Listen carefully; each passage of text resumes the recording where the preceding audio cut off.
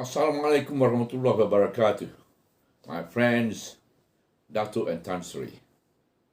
The subject today is about Redha. Such a simple word. Simple word but has deep philosophical meaning. In English, acceptance of one's fate, but actually for want of better words. It is easy to Redha a loss in a monetary sense.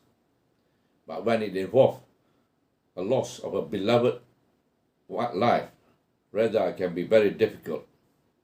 Even though one can outwardly say, I Redha the death of my son in that fatal accident. But in actual sense, the interpersonal tension existing between, say, the parents and the prolonged melancholia and depression that followed speak of heart that are not yet fully Redha of this unfortunate event. My long-time patient, who had his bypass operation some 16 years ago, today came to my outpatient clinic with heart pain, requesting for the reassurance of a normal stress ECG, to which I did, and as expected, was reassuringly normal. I know from his history this time that the pain was not his heart, but his soul. He just lost his beloved 11-year-old daughter from a spontaneous intracerebral bleed of a congenital arteriovenous malformation in the brain, which was originally diagnosed at my hospital a few months earlier, following complaint of frequent headache by the child.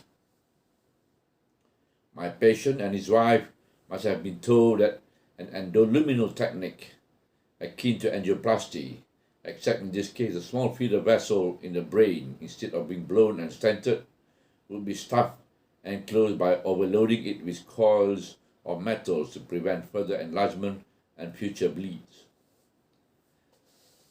Of course, the procedure carries significant risks of stroke and death, and even death. The parents wanted a second opinion, but probably sat on it too long. The bleed occurred and the child died while waiting for their decision to be made. Interpersonal tension between spouses ensued. If this and if that followed, the blame game and depression that followed. The main issue is when loss of life is involved, Redha is very difficult. Our iman and depth of religious knowledge and wisdom, or relative lack or shallowness of them all, showed, and depression sets in, can be very long, insidious, and chronic. I told him about my personal story of my own inability to really actually Redha, even when at the verbal level I say I Redha, in order to alleviate his pain. A painful one, and despite my present apparent scholarly approach to life, it was only just a few years ago that I managed to wean the internal sadness of it. That was when I revealed my internal conflict to my eldest brother, who had nothing much in terms of formal schooling compared to me. But I reckon that he had on many scales higher wisdom than me, probably through the rough education of I don't go to university, and also having to deal with lots of young upstart bosses like me who think we know all that need to know about life better than the rest. He just told me that I do not yet Redha enough. I understood what he meant, and by God, decades of pain just evaporated.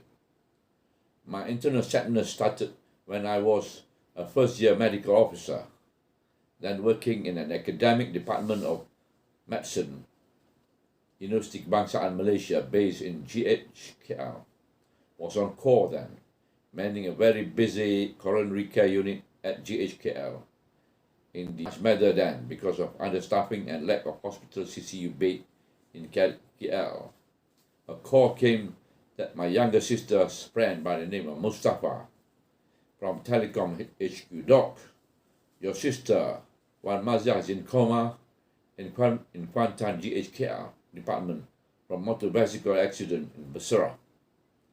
The husband of 5 days sustained some fracture in the leg. They were driving from KB towards KL to start work after a short, brief honeymoon in Kuala Terengganu. I took time off work and attended their wedding just 5 days earlier. One Mazia, one Abdullah, a bubbly 23-year-old economics graduate with bright future, University of Malaya Kasuma cultural dancer, loads of peminat and boyfriends. You have chosen just any one of them as life partner, but as fate had it, she chose one quiet, nondescript Ahmad bin Zakaria. Well, somehow young girls those days thought that they would be undar too if they are not yet married by 25. And 5 days later had a fatal accident. My God, I was very busy looking after 4 freshly infected patients in CCU that morning. Calls were coming from ER to review another 2 potential acute infarcts. A ward round in first class ward, Ward 28, was pending. Patients' relative tugging at my shoulder for explanation and reassurances. It was a day when you had to be at 3 places at one time. A typical busy day for a young up-and-coming medical officer going up for higher things in life. 101 things a junior medical officer had to deal in the course of a morning work, plus the burden of being the on-call MO. I needed to find replacement for someone to do my call, etc., and I was numb. It was only 3 hours later that I could sit down and reorganize my thought and emotion for my sister, presumably lying in coma in a corner somewhere in the casualty ward at Kuantan GH. By the time I arrived at Kuantan GH in the evening, my sister was just pronounced dead, very fresh. Her body still warm. A limited postmortem done that night.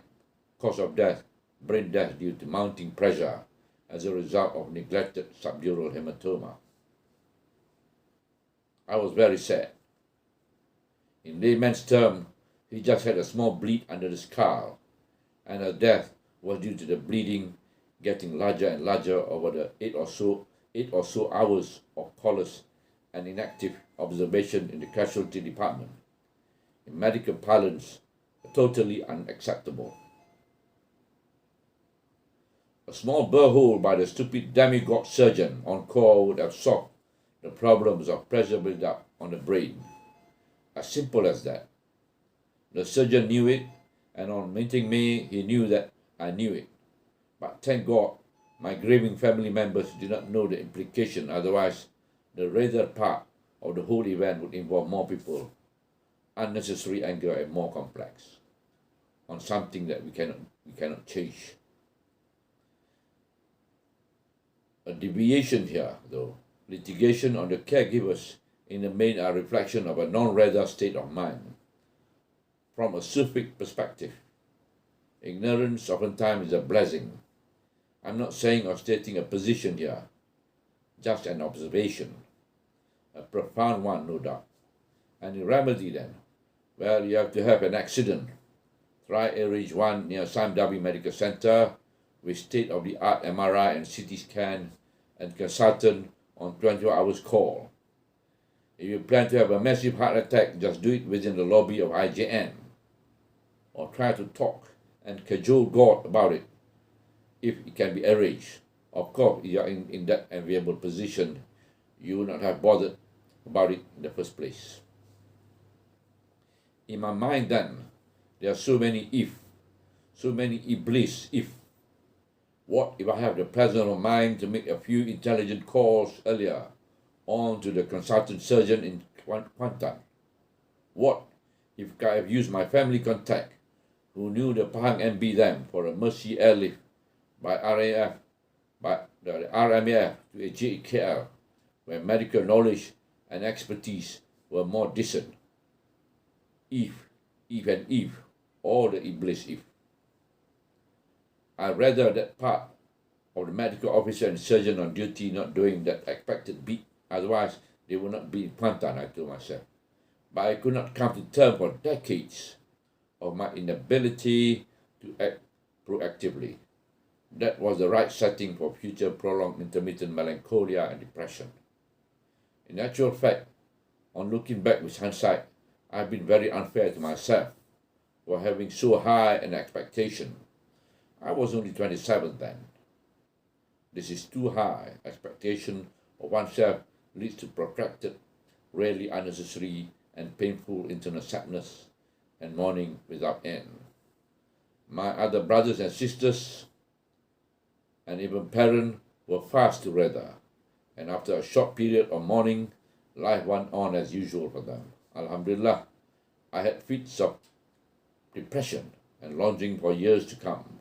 I was, in a way, too engrossed with the concept of plan, plan, and plan, disregarding that Allah has a bigger plan than us mere mortal, forgetting that in the real realm of things, it should be Redha, and Redha. The immovable will remain immovable, and what are movable only because of Him. That was my level of kufurness. I had to pay with years of depression and longings, longing for a beloved one that was gone.